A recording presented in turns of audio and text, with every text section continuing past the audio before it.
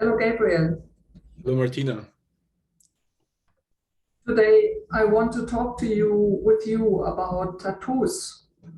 Oh, Because I have a story about tattoos, and I want to talk with you about my story. I want to go. tell you my story. Yes. My story is that tattoos are frozen emotions. I can prove that. I have proofs. You had evidence for your story. I have evidence for my story, yes. And the evidence is I've made interviews with about 20 people who have tattoos. And I've asked them around, when did you make this tattoo? What was going on in your life when you made that? And when you made the decision, when you made that? And everybody of them gave me an answer that this was a time when they decided that it was a time of big emotion, big feelings, big emotions. It was a time when and mostly the feelings joy and sadness. Joy because something happened, a new baby was born, or they met a girlfriend or a boyfriend, or they married, or also big emotions like sadness when they had hard times in their life and something was completely going wrong, the whole life crashed, somebody died, there were, I don't know, something like that. And nobody of those people was just, oh, I woke up and I decided to make the tattoo. I wanted that because my neighbor had one or my friend. None of them was always connected with big emotions. And I have a fear. And my fear when I was talking to people that I loved who had tattoos, I had the fear that they freeze those emotions and emotions, freeze that and don't look at it. They just, so as if the tattoo would contain the emotion, then you close the top and it's in there forever. And when they look at their tattoo, the emotion perhaps comes up and they think about that time. And I have the fear that something is happening with this emotion in the body. What do you think about my story? I have questions. Like it seems like my story is, I made a story already, that you talk to people who don't do feelings work. Yeah, yeah. So like when I don't do feelings work, like a big sadness or a big joy is something extraordinary. And it's not every day that, I don't know, there's sadness just comes and you start crying in this modern ordinary world. So this is something special to have a tattoo to contain this, somehow like have a access, like a door. It's like a key to a door into the joy or to the sadness, to this emotional body. Yeah. And I wonder what people who do emotional work and who do feelings work, how they like interact with their tattoos when they get tattoos that they do while they already feel. Like what do they do? Is it still the encapsulation and preservance of the energy, or is it something else? That's something that I'm questioning. And in a way, I agree with your story. Like I have a very similar story about tattoos, and I talked to people. I didn't interview them, and I asked them why, and they tell me their story of the tattoo, and I somehow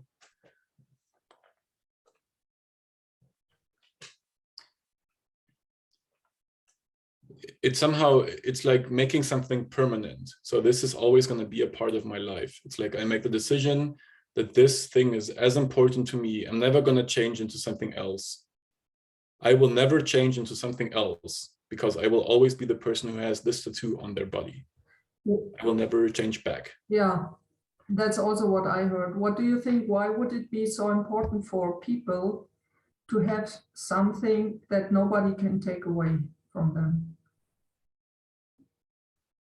I can only make stories. Could be What for would, Mhm. could be for security, could be to feel, actually, like a doorway to feeling, because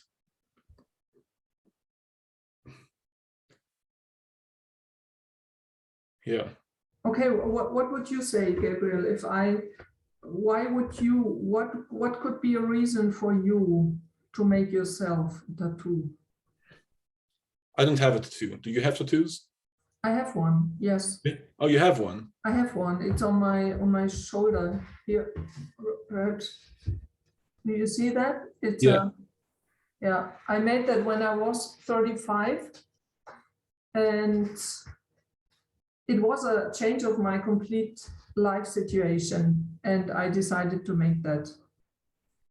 So it's an emotion tattoo. Yeah, it's an emotional tattoo. It contains frozen emotions. Hmm. Yeah.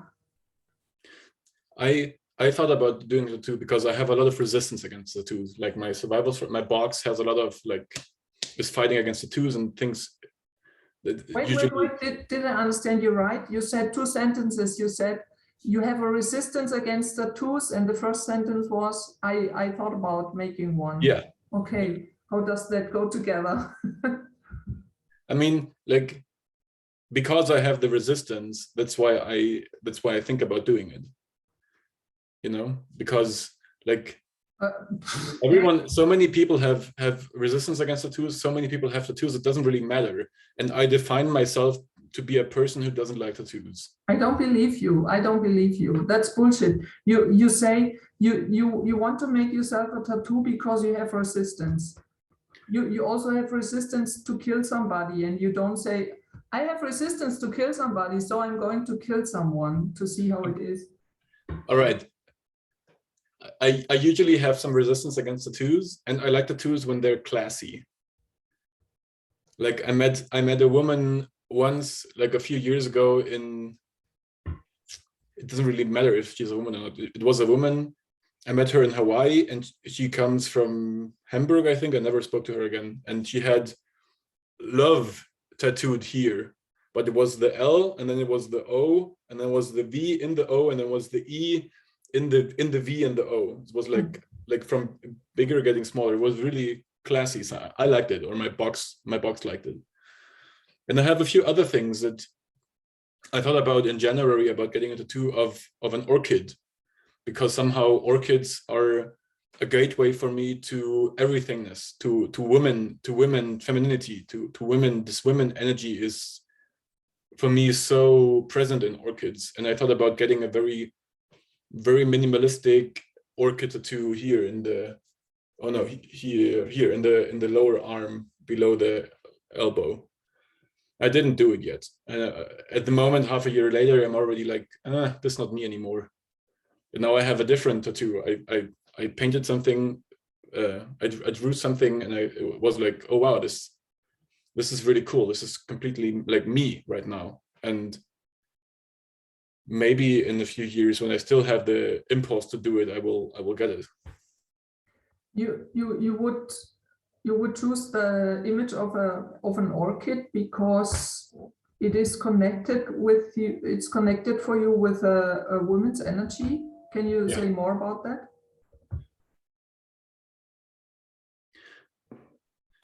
There's this thing of man being this nothing, and there's just like nothing, and women being everything. This is like a polarity between the sexes. And I have a lot of access to nothingness. I can be in nothing, I can hold spaces in nothing, and I can just create from nothing. And I have very little, that's at least my story. Then in January, I had very little access to everythingness, and I had very little possibility to create from everything, because when already everything is already there, what's there to create?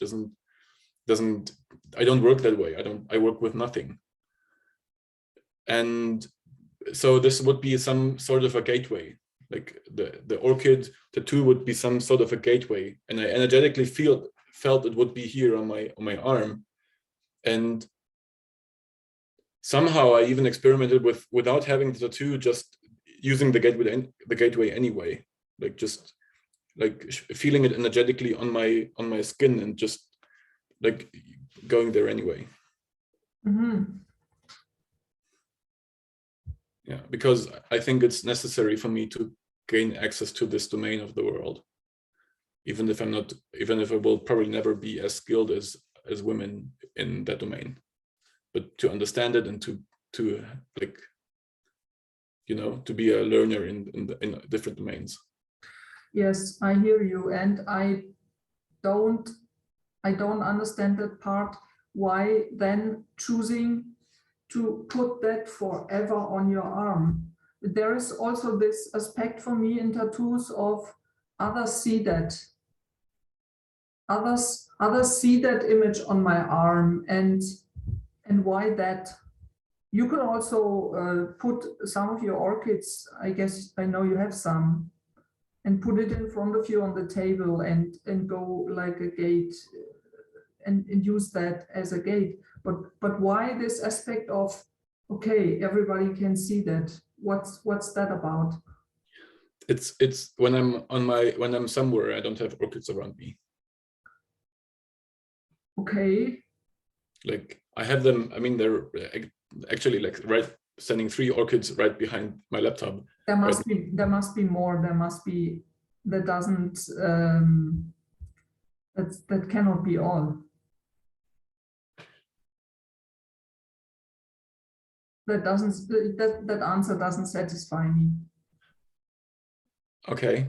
Is this an interview of people who might get into tattoo? Like it's some, I somehow had the impulse like this. I thought, okay, this is something I would tattoo myself, because even that I don't like tattoos so much, I somehow have some sense that I should get a tattoo because of that. Because I would never identify as the person who has a tattoo at all. Like I could, if you asked me 5 years ago, I would have said never in my life will I have a tattoo. Never. And I've changed. And maybe this is something to wait 20 more years or so. And maybe it will never come. Maybe it will come somehow. And the only thing I know is that somehow I have a lot of fear of getting a tattoo, because I know that this is going to be permanent, and somehow like identifying as a person who never has a tattoo is also an identification that's like very, very strict with me. Yeah. So it's also breaking part of this of me, of who I think I need to be or who I think I am. And why not? I mean, it's just a tattoo, you know. It's just art. It's permanent art, and it's art. Like I can say, oh yeah, at that time I had the impulse to have some art on my body, and that's it. And it doesn't really, it's not me anymore. And still, I still have it. And I wouldn't want to have it like over the whole shoulder or over the whole arm or something, or have it like a sleeve or like the whole calf of like the back of my leg. It would be too much for me. But like a small thing, like your snail house, why not? Slug house, right? Yeah. Thank you for diving with me. Thank you. See you next week. See you next week. Bye-bye. Hey.